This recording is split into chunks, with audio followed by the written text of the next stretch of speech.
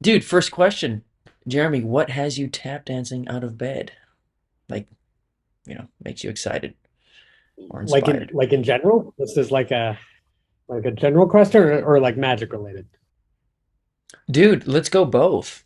I mean, Both. whatever's Okay. easy, whatever's easiest to answer for you. Uh, Tap dancing, running, and honestly, it would be my wife and my kids.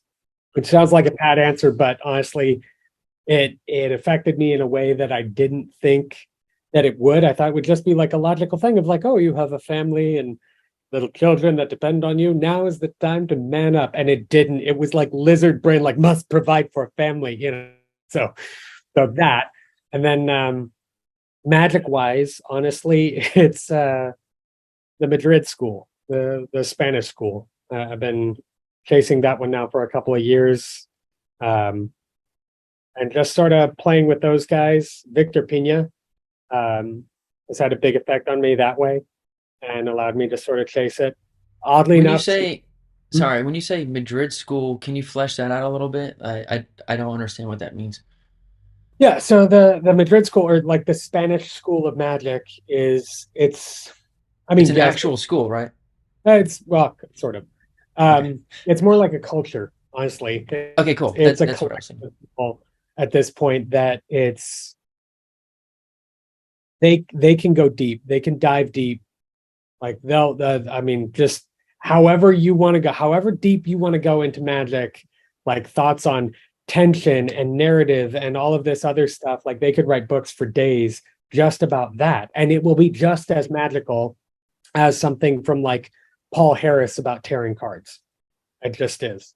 So I'm super into those guys. The problem is that for a long time I figured theory was something that fleshed out what you were already working on. And it's very difficult to go from theory into something based on theory, right? But that's sort of what these guys do is that they'll have an idea, but in a lot of ways, they'll structure it from theoretical points into practical. And I'm not used to doing that. I'm used to chasing practical and then flavoring it with theoretical. But when they do it, like the trees grow intertwined. So it's a very intriguing way to think about magic. I heard what you did there, right? The magical tree, intriguing. Yes, intriguing. Yes. Let's Yeah, pretend like I okay. did that on purpose. Yeah. No, totally. You Absolutely. Yeah. didn't? That is a tougher question, if only because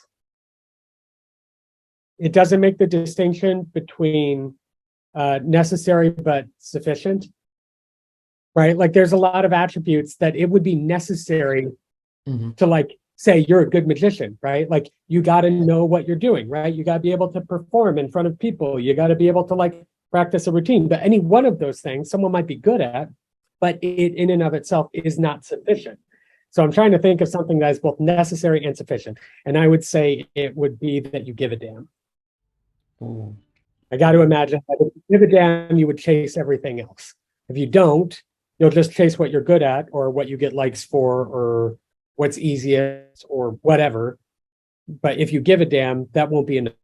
Perfect example, right? You and I know Mark Calabrese, right? For a long time, his character was just sheer abrasion. It was just very almost Gazo-ish, right?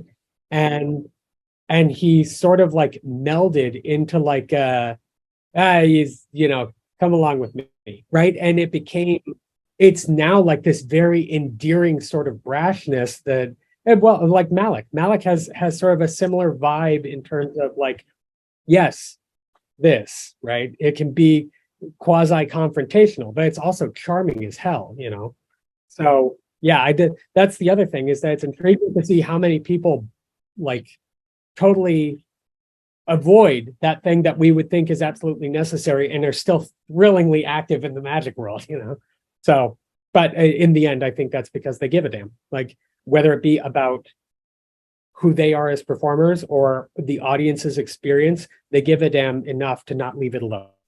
And if anyone's being intellectually honest about it, I think that would be the answer. It depends. I got to imagine there are people who don't give a damn and are still thrillingly successful. Like that But as far as I'm concerned, like my hallmark for what a great magician looks like is someone who cares. And they keep caring, even when it's easy to not, even when it's easy to let it slide, even when it would be more expedient to just keep doing the same thing over and over again. And they don't. As far as I remember, it's not something that you're like not doing shows every, you know, weekend. No. Yeah. But I'm always so fascinated to hear a response to this from magicians. So I'm going to ask it anyway. And if there's an answer, cool. If not, it's fine. Um, what was like the most ridiculously missed opportunity that you've had when performing? It was actually that I had just learned how to steal watches. And I was a little gun shy because I had stolen a Cartier watch off an executive during a show. And he walked up and said, "This better be the same watch or I'm calling the police." And so I stopped doing that. And this guy was like all about the whole pickpocketing magic thing at a show that I had maybe a year later. And he was all about it. And he was the guy, like the whole party was for him. And I didn't do any of it. I said, "Oh man, I wish I wish I could. That's not really my style. I could have stolen his watch. It would have been great. It would have been fine." But I was so gun shy from that previous experience that I didn't. I would have gotten a bomb tip. It would have been great and everything. But yeah, I chickened out. I was so close. I was so close, and I chickened out. Dang it.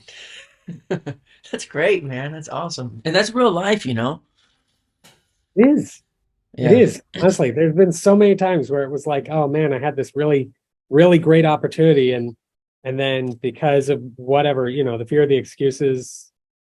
Like honestly, there were some time where any excuse was done. Be like, "Oh God, I wish I could, but I left my refrigerator on. I gotta go check on that." Like, yeah.